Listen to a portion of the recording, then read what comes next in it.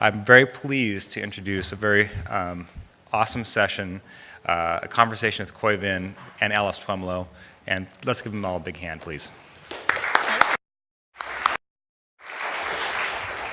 Hi, thanks, Brad. So as Brad said, my name's Alice Twemlow, and I'm the chair of a Design Criticism MFA program at the School of Visual Arts. And if anyone's interested in such a thing, I have these very technologically redundant medium here, which you might be able to pick up afterwards and come and talk to me, a postcard about the program.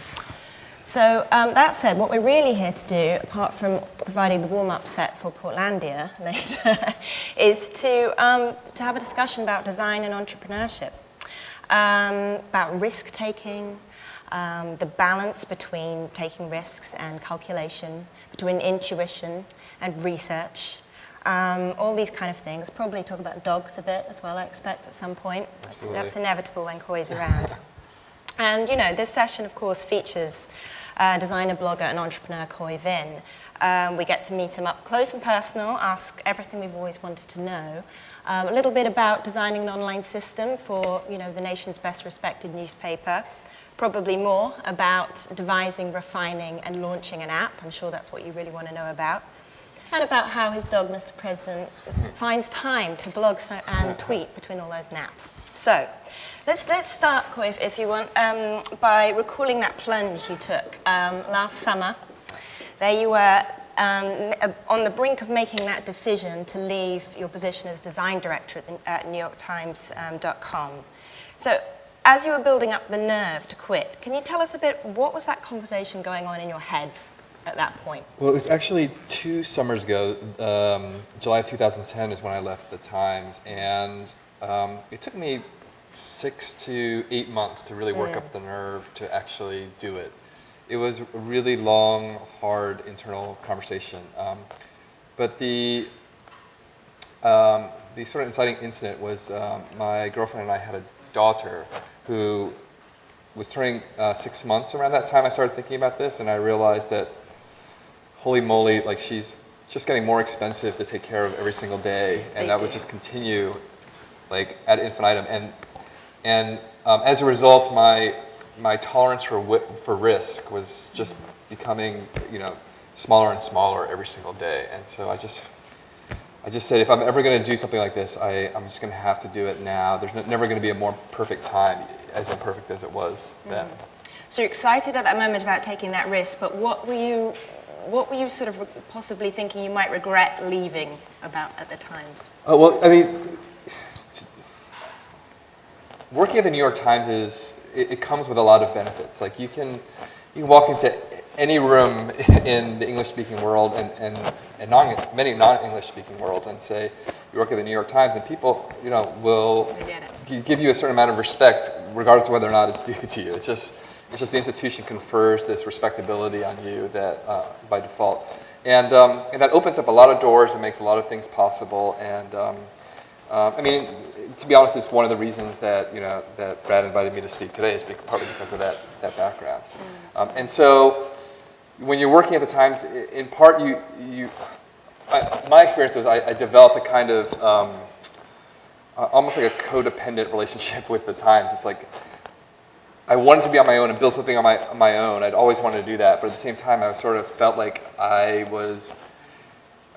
had this great position that it would be foolish to let go of. And so it was just really, really difficult to come to terms with the fact that, you know, like my whole identity is not the New York Times. You know, that's a part of it, and that, you know, I needed to move on and continue to develop it, you know, independently. Well, this was obviously a personal dream of yours. So you've explained personally why this was the right time for taking the risk. But can you talk a bit about, more generally, why was that a good time for a designer like you to launch a startup? Well, I think, you know, the commercial internet has been around for something like 20 years now, a little bit less than 20 years, 15 years. And in the first decade, I think it was really clear that technologists drove all of the major successes. And there were very few design entrepreneurs who really created products that made a difference and led to industry-changing results. And I think in the past 10 years, and especially the past 5 years, I think that's changed significantly, partly because the tools and the groundwork that you need to do to put together a business have become much more accessible and much easier to get your hands around than ever before. And also because the technology is maturing to such a state now where in many cases the difference maker is the user experience, is the design. So if you look at breakout successes like a Tumblr or a Pinterest, I mean these are great technology success stories, but they're fantastic design success stories. I mean these are design companies that are putting fantastic user experience around good technology, and the difference maker is design. And so I don't think there's been a better opportunity for designers to do this, because this is what the market is asking for. Fantastic. Yeah. So when you started to meet with venture capitalists, what were they kind of looking for in projects? What did you? So a venture capitalist is looking to make a lot of money, and this is obvious to everybody. But when you start talking to them, you really realize that for every $1 that they give you, they're looking for to get $10 back out of the company at some point in the future, which is a tremendous obligation to take on. And so you really start to see the world through their eyes. What they're looking for is not like a $5 or $10 million or $15 million a year business necessarily. They're looking for like a 50 or 100 or 150 and up $1 million a year business. And just to clarify a bit, what kind of timescale are they talking about for that? Well, a good investor, a patient investor, will start to look for a return on investment between 5 and 10 years. So they know that every business is at least a 5 or 7 year slog where you've got to put tons of time and effort into building this from scratch. And there will of course be some businesses that are huge successes out of the gate, but even then, a lot of times. These are fantastic products. Like Pinterest is an amazing product right now, but it's not generating real revenue yet. So it's not really a business yet. So those investors have to be patient and wait until the audience reaches a certain level of maturity so that they can start generating revenue to return to the company and ultimately to the investors. Which are the poster children of the app world that investors say, oh, if only we could discover a. Oh yeah, well I think Instagram is a great example of that. I mean, they have done so many things right. It's such a great case study for how to build a mobile-only user experience that just makes complete and utter sense, with the hardware, and they've executed so well in so many ways. And I think Foursquare has done similarly good job. Actually. My friend Anil Dash, who's an advisor, he recently called them like the best executing startup out there, period. And I think that's certainly true. They're certainly one of the 5 or 10 best startups right now, I believe. And then there's Mixel. And there's Mixel, right? So let's talk about the genesis of Mixel a little bit before Khoi demos it for us. I'm curious. I'd like to know. I wonder if. And Mixel is a social collaging app, as you will see in its glorious detail soon. But did Mixel start out as something else? Did you have another idea that you? Well, the original idea has always been the same, and that has been to combine, the dynamics of a social network with the iPad, which is like a perfect digital art making tool. And in the beginning. Our solution to that problem, or the way we were going to capitalize on that opportunity, was to create a social drawing app where you could draw on your iPad here, and somebody sitting across the room or sitting across the world could see what you're drawing and also draw in real time with you. And I actually hired a developer to work with me to build a prototype of that in the fall of 2010 when I left. And it made for a great demo. People's eyes really lit up when they saw that these marks were being made remotely and in conjunction with what they were making at the same time. But what we discovered right away was drawing is still a very personally risky activity for lots of people. And what we wanted to do is bring non-artists to the user experience of the product that we built, because we think that's where we can scale. So so we had to sort of double back and take another look at the original problem and come up with a different answer, and the answer was ultimately Mixel. Right. Can you remember the moment when the inspiration for that came to you?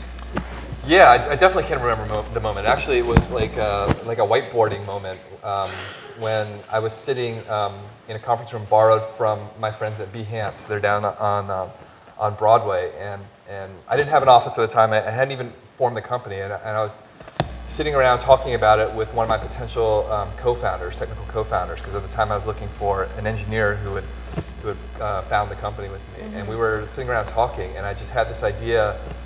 And I had been thinking about how the drawing application was so intimidating for people. And I was thinking about, well, what else can we do to sort of get them engaged in art? And I just realized, like, if you could just start combining the photos that you take and the photos that you come across on the web with other photos in a really easy fashion on the iPad, it would be a lot less intimidating, because anybody can do that. Nobody feels like their draftsmanship skills are on the line when they combine two images. So it seemed like a much more accessible gateway. Yeah. Well, should we take a look? Yeah, how absolutely. it works, and then we'll carry on the conversation. So is this showing up? Okay, great. So this is the Mixel icon here. Start at the homepage. So Mixel is a social network. So there's a concept of following people and people following you. And if you tap on any of the little avatars for people here, you'll get a profile page, and it'll show you all of that person's works and who's following them. So this first updates tab shows you the collages that all of the people that you're following have posted most recently. They show up in reverse chronological order. And we have a popular tab too that shows you the best liked Mixels collages from across the network.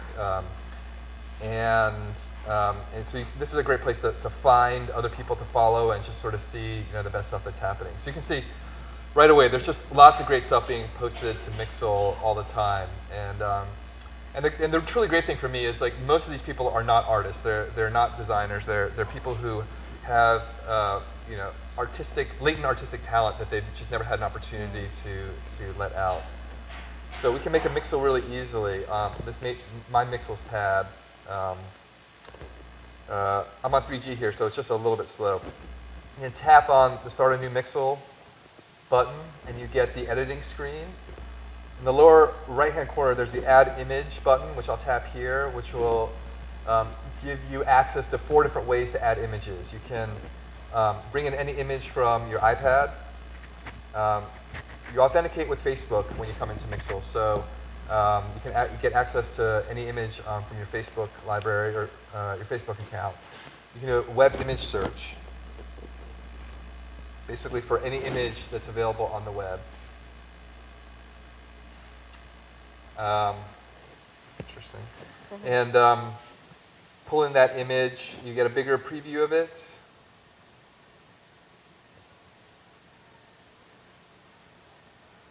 It does seem rather slow. Yeah, sorry, it'll work. It's just, I don't know if you guys realize it, but AT&T is kind of slow. And the full-size image gets dropped into the canvas in half a moment. It's coming.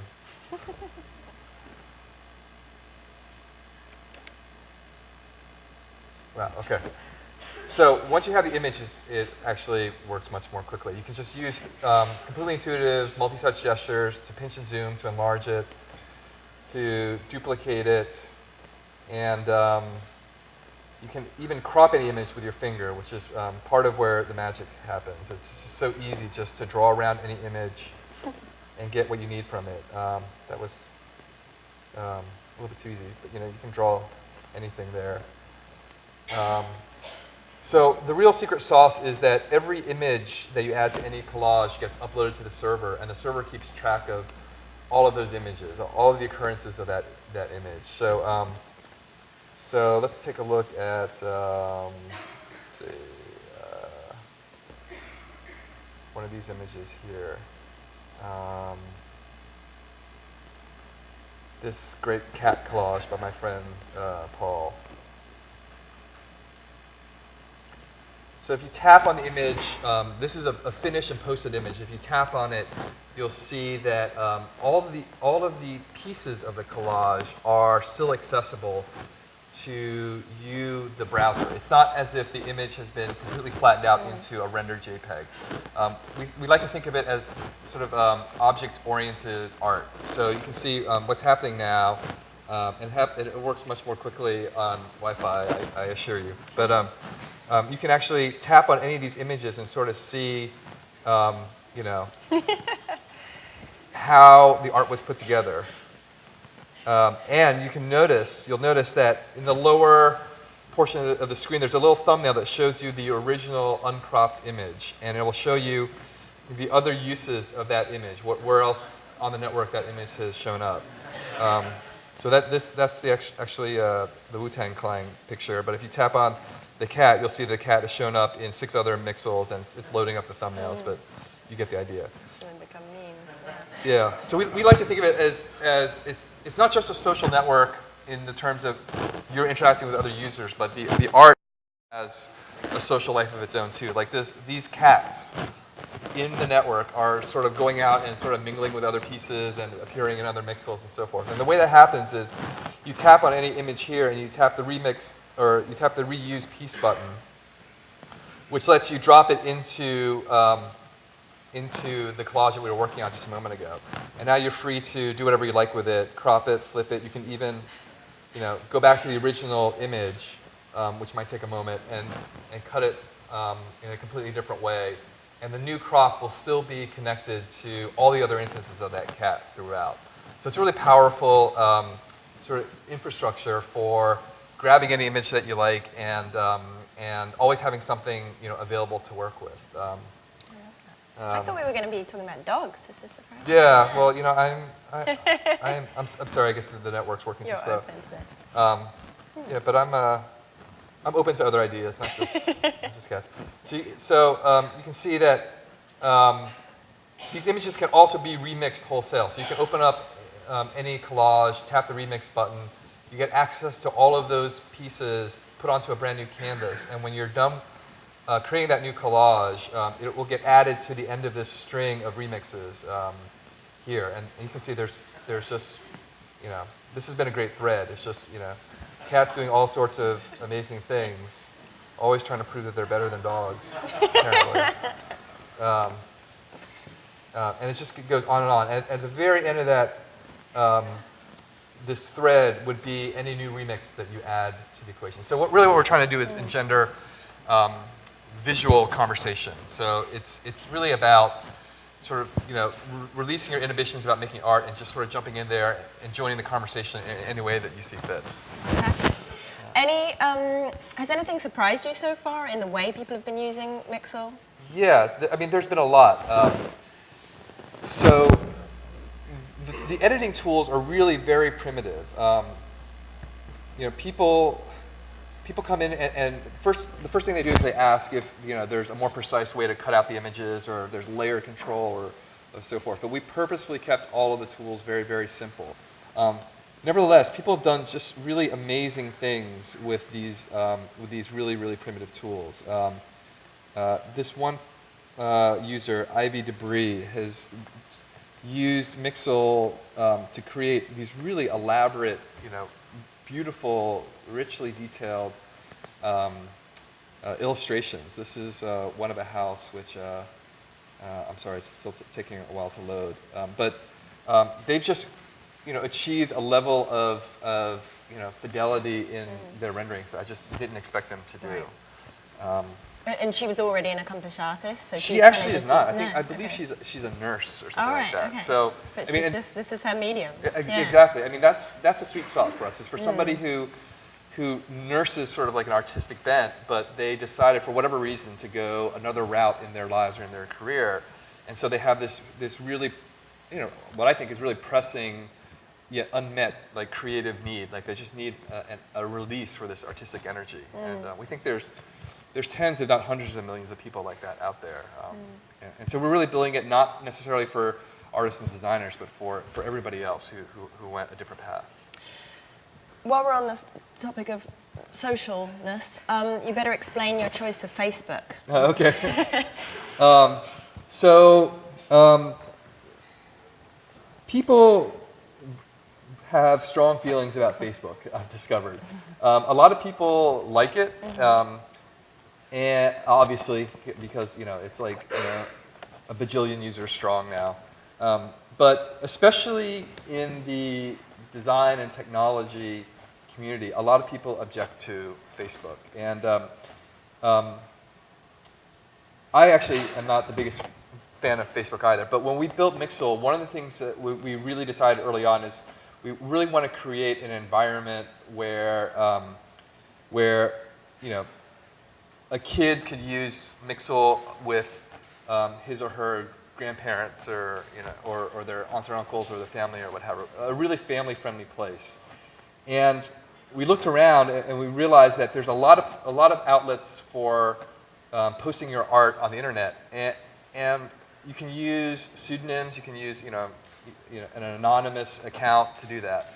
But none of these outlets have really brought art making to the masses. And so we think part of that is if you go into like a DeviantArt or you go into like a meme site, it's very, very very niche-y in a way. It's very much like a closed community or a closed vernacular, and oftentimes it's very racy. So we decided we really wanted people to stand behind their work, and we want them to use their real names. And Facebook, unfortunately, is the only option for that right now. Or was the only option, and also just the simplest option for a small two-person startup, trying to implement an identity system. There's just so much that you get from Facebook. Yeah, I think that makes sense. User feedback is always, very important to you. It seems throughout your career in these different phases. With this app, how are you collecting it, analyzing it, using it, making sense of it? So we pay a lot of attention to our analytics. I mean, part of the beauty of building something brand new in a digital realm is you can measure it in any number of ways. I mean, in some respects, there's so much data that you can collect that you sort of have to figure out the best data to pay attention to. So we pay close attention to what we see from our database. We have Flurry inside the app, which is an analytics system that gives us a lot of information. We get data from the iTunes Store, or the App Store, I should say. We get data from Google Analytics on our website and so forth. But we also are lucky to get a lot of great feedback by email. It just goes right into support at our site, and we respond to basically every single one of those pieces of feedback. And we made a lot of changes. Even in the short time since we've launched, we made a lot of changes based on that feedback. And that's actually one of the best parts of the job is users telling us how they're using it. Yeah, no, it seems that way. You mentioned before one of the things that the VCs are looking for is scalability and scale. So how is that sort of playing out in your thoughts of evolving Mixel? Well, creating the initial product, as hard as it is just the beginning of the battle. I think continuing to evolve Mixel and adding new features and tweaking existing features so that we can make the app go more viral is what we're in the midst of now. And so we're going to be experimenting with different ways to invite other users to come and collaborate with you or to remix your Mixel, and reaching back out to users who have made a few Mixels but maybe haven't returned in a couple of weeks and stuff like that. So there's just an endless number of tweaking sort of tasks as well as building new features that you need to do in order to sort of prove the theory that the core product, the core activity is something that can really scale and go viral in a big way. And we see people who come to the app and start using it, they frequently say, I sat down with Mixel and all of a sudden it was 90 minutes later, and that's great for us. We just have to figure out a way to get more people in through that front door, through that funnel, to have that experience. And would you add new products to that family? Well, the company is Mixel. We actually, the company is called Lascaux Company. It's named after the caves in southern France where they found these really old cave paintings. But that was because we hadn't named Mixel yet. But the company is the product. It's not like we're going to come up with a whole suite of art-related products. We really believe there's so much depth to this particular idea of letting people collage elements together to create these visual communications that we could spend 24 hours a day for the next 10 years working on it to bring that to more people. So there's enough work there. Yeah, sure. No, I can imagine. Watch this space. Yeah. So let's take a moment now, if you don't mind, to sort of reflect on some things you kind of learned in these different phases of your career, because you've had a really interesting one in the sense that you've owned your own business, a sort of client-focused business behavior. You've worked in-house, in a very nice house, New York Times, but nevertheless an in-house designer, and now you're launching your own product. Right. So I just wondered, the lessons you've learned at the different points and how that's impacting what you're doing today. Yeah, I think, well, when I first came out of school and I was looking to practice design, like a lot of designers, I just wanted to be heads down and do design. And almost immediately I sort of ran into the problem where, clients would not agree with the way I did things and the way like my bosses would present my work. And so I realized I had to sort of get ahead of the game and become better about selling the design. And that's maybe one of the biggest lessons about my career in design services that I learned is you have to be a marketer in order to get the chance to do the design that you want to do. If you're just going to sit back behind the scenes, you're just not going to be able to get those opportunities. And then I went to the New York Times, and instead of working with a different client every 6 weeks or 6 months, I had basically one client, many different projects, and I was working on products. I wasn't working on projects. I was working on products and trying to evolve, either evolve existing ones or bring new ones to life. And I found that to be really, really fascinating and very rewarding because my problem with working in services before was as soon as the project got interesting, I had to move on to another client just because of the way the economics worked. But in a product, if you commit to it, you can evolve it and take responsibility for its long-term success, which is really scary but also very rewarding. And so that sort of taught me that in addition to trying to sell the work, I also really had to own the work, or basically own the product. And that's one of the main reasons I decided to leave is I felt a lot of ownership in the products we worked on at the time. So I really just wanted to be responsible for everything, for turning on the lights in the morning to turning them off in the evening. And so that's what brought me here to this particular position where trying to do everything. Yeah. How's that working out? It's great fun, and most of the time it's also really harrowing because now we're playing with basically $750,000 worth of investors' money, and so we have a huge responsibility to our investors. But also nobody else is going to make this product a success and get it in people's hands except for my team and myself. And there's even at the New York Times, you could always count on like a sales force or like a biz dev people or other folks. But we're a very small team, and so it's all on our shoulders. So it's really hard, but very rewarding. Not many grey hairs yet, I noticed. So you must be. I think you just have to look close. Okay, I think. It's doing all right. Yeah, I've definitely gotten grayer since I started this. One thing we haven't talked about yet is your sort of role as a blogger as well. I mean, this is something you established very, very early in your career, and you seem to be a very early adopter in that field. And part of that is to do with having a really distinctive voice, I think. You've been sort of rehearsing that voice in that field for a long time now. Does that have any ramifications, or does that apply in any way to what you're doing in building an app? Does an app have a voice? Yeah, I definitely think an app has a voice. I mean, given any app, there's a certain amount of text, as minimal as it may be, that starts to communicate a little bit of a voice. That's for sure. And we think about that a lot when we're writing texts in the app. I mean, there's not that much, but it matters. But more than that, you're trying to communicate a certain stance, a certain point of view in the app. And for us, Mixel is sort of this neutral ground where you can sort of lower your inhibitions and get creative. And everything we do, including the text that we write and the way the interface is rendered, is intended to be consistent with that voice. Yeah, that's really Absolutely. Really interesting.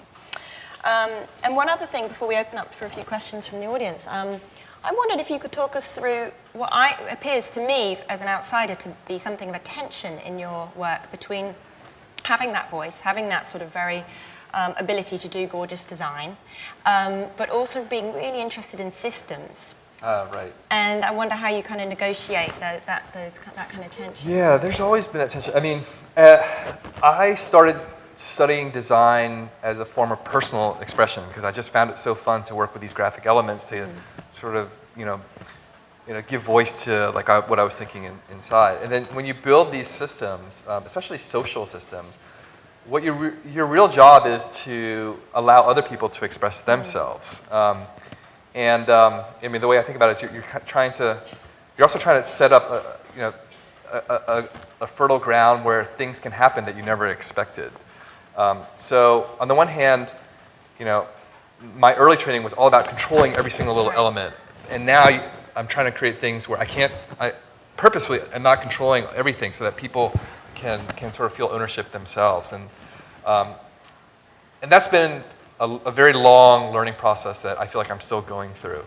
And even creating this app, I learned so much about creating a social system, even though I'd kind of done it before at the times. I just learned so much more about it doing this app. In the beginning, it was much more sort of like an expression of my very sort of minimalistic, modernistic sort of pretensions, if you will. And then it clearly wasn't working. And about halfway through last summer, we basically threw out all of the user interface, the look and feel of it, and started over from scratch and started to create something that was much more neutral and much more at home in the iOS ecosystem. So I just feel like that's something that I'm always learning new lessons about, like with every new project or product. It's something to constantly be Yeah. calibrated. Yeah, well, it's an interesting challenge. So should we take a few Absolutely. questions from the audience for lunch? I'm sure people are curious about more details of setting up something like this. Anybody have questions? Yeah. Yes. I'd just like to ask not so much about the app, but about your in-house design experience and the challenge of working for stakeholders that may not be so interested in, for example, visuals, and also working, Right. with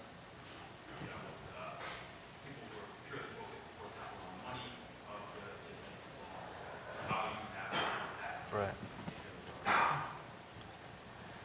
So the question is, how do you work with in-house stakeholders who aren't necessarily sensitive to design or sympathetic to design?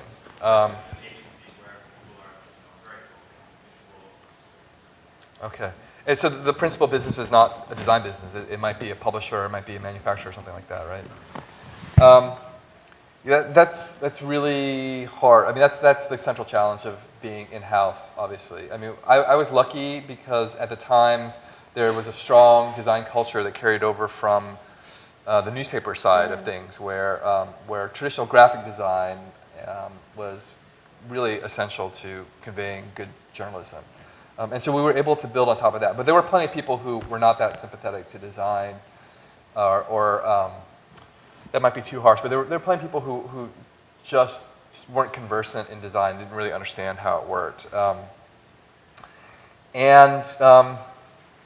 There's no single answer to that question in my experience, other than you have to be a good writer and a good speaker. You have to be able to articulate and defend your ideas. You have to be able to do it in a reasonable way that turns these people into allies. You have to, whether the staff is 1 or 2 people or 12 or 20 people, you have to instill a culture of design there.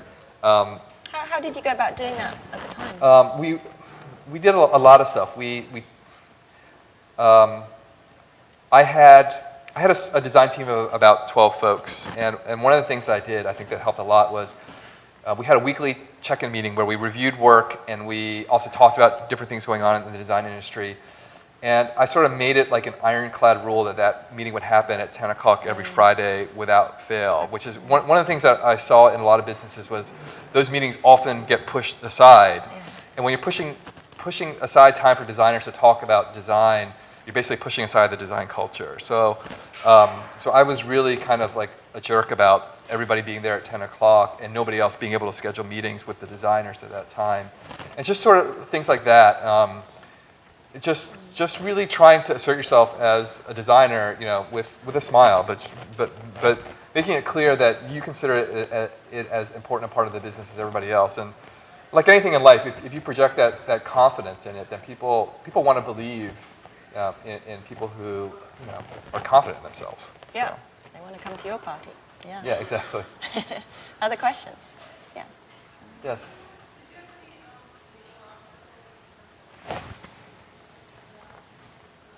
So the question is, are there any legal obstacles in using images freely inside the app? Yeah.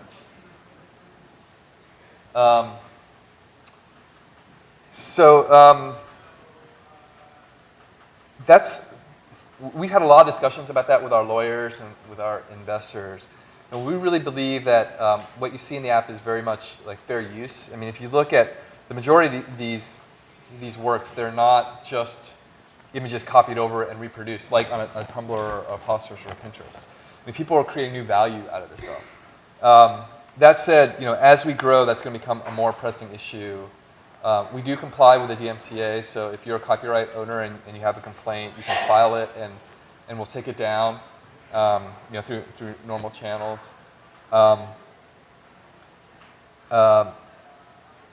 This whole area of copyright is quite, controversial, and it's one of the harrowing things about building a business like this. But we really believe that this is something that people should be able to do. I mean, this is something you would do in analog form with a magazine, right?